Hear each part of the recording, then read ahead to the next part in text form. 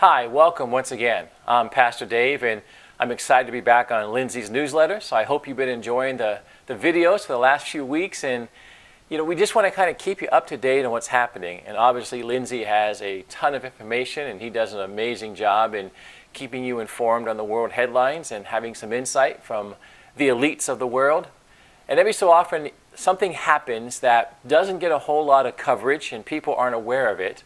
Are you aware that the United Nations, there was a resolution that was passed just last week? When I say last week, I believe it was Tuesday, October 18th. Now that's no big deal. The United Nations, they pass resolutions, often. But this one was, in particular, very disturbing.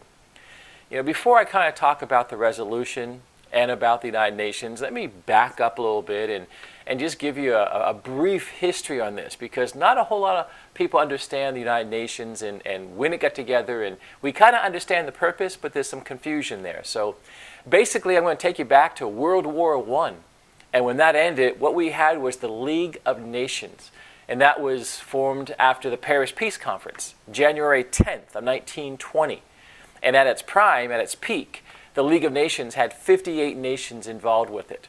And basically, they were chartered, they were commissioned, they were assembled and put together to make sure that labor conditions around the world were kept what they should be, to make sure that there was no human trafficking, to make sure that the arms trades around the world were done correctly and properly. Global health was an issue for the League of Nations, as was prisoners of war. And basically, after the First World War, these nations gathered to say, what can we do to make sure there's never, ever another war like the one we just came out of? So thus, you had the League of Nations. In the 1930s, though, it started to get kind of weak and it separated. Germany backed out. And once Germany backed out, then Japan backed out, and so did Italy, and so did Spain. And that basically was the end of the League of Nations. It lasted 25 years. And then you had World War II. Well, that defeated the whole purpose of the League of Nations, to make sure that there was no further world war on the scale of World War I. So obviously, when the Second World War broke out, that kind of ended the idea and the philosophy of the League of Nations. So we fast forward now until October 24th of 1945. This is when the United Nations became official.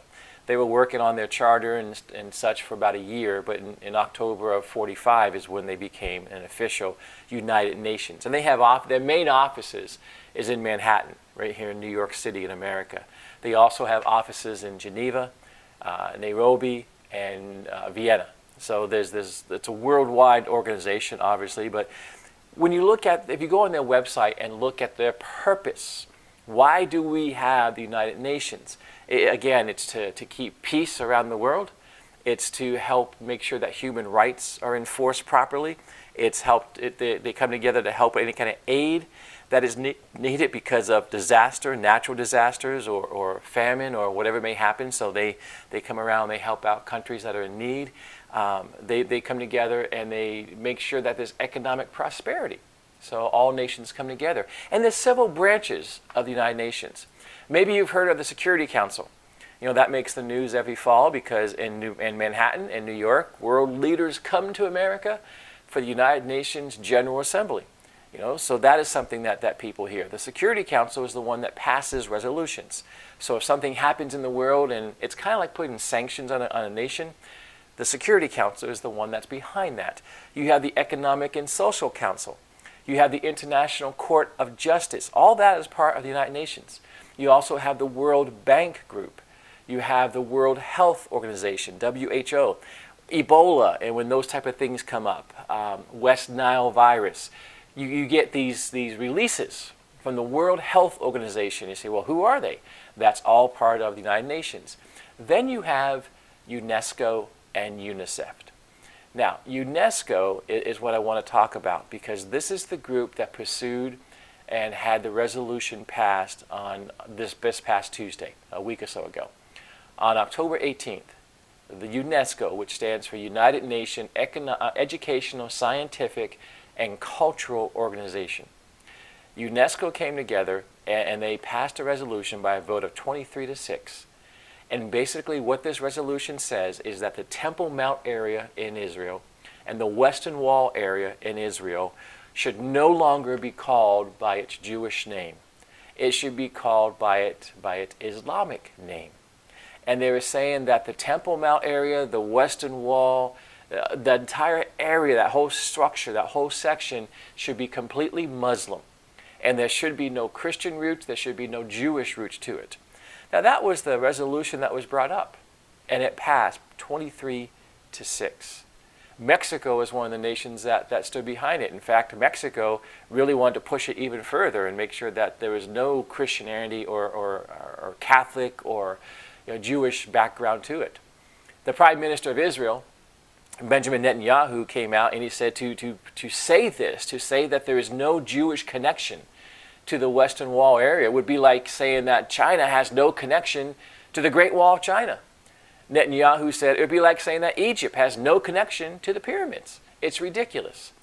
And when you look at it from a biblical standpoint, I mean, this is where Jesus taught. This is where Jesus walked. This is where Jesus, he was taken there as a boy to be consecrated to the temple. He was there as a 12-year-old when his parents, had to go back and get him, and he was sitting among the scholars and answering and asking questions. He was there as an adult.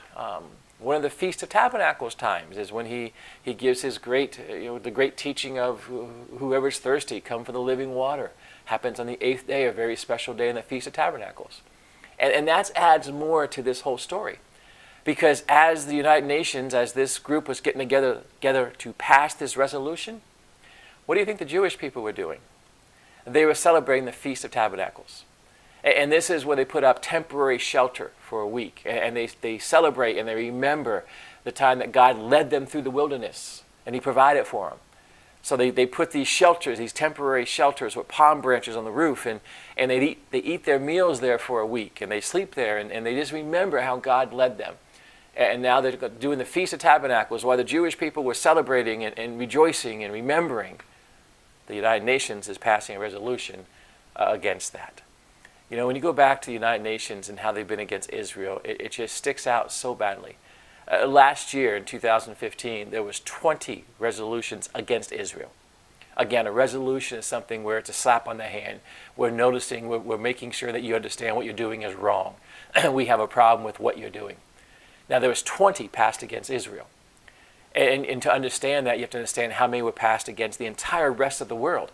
I mean, we're talking about North Korea with nuclear testing. We're talking about ISIS and the evil taking place there. We're talking about Saudi Arabia and the gas. We're talking about Egypt and what's going on with the tunnels in Gaza, all those things.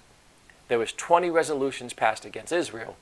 There was 3 in the entire year of 2015 passed against the rest of the world combined. So folks, I just wanted to bring this to your attention and say this is what happened just a few days ago, a week or so ago, October 18th, Tuesday. October 18th, the United Nations passed this resolution, 23-6, saying that the culture, the history, it should be taken away from the Western Wall. It should only be known by its Islamic name, and it should be completely given and dedicated to the Muslims. That's the world we live in. Anyhow, if you want some more information on this, or if you want more information on me, the ministry is called Interpreting the Times. That's all one word. If you go online, interpretingthetimes.com. ITT we call it. So Interpreting the Times is there to help you understand not only what's happening in current events, but biblically what's happened historically, and to see things from a biblical perspective. So Interpreting the Times is again, ITT, interpretingthetimes.com. I would love to have you send me any questions or any comments that you have on this, but I hope it kind of informed you so you can be praying and thinking about what's going on in our world. Until the next time I see you, God bless you. Have a wonderful day, and we'll see you later. Thanks. God bless.